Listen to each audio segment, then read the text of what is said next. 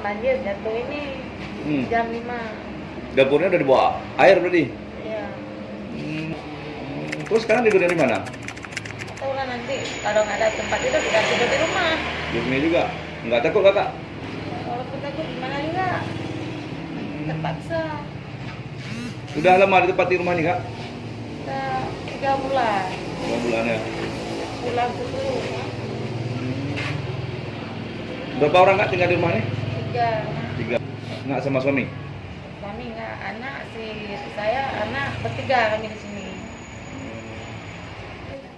Tidur, anak dakar karena tidur. Boleh luka.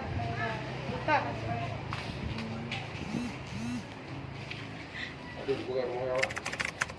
Kita taduk ya, lewat pleno. Sampai gumutan, pudukon na ako. Ikaw na, kung magkakaroon sa mga Kamu tak jaga, murah.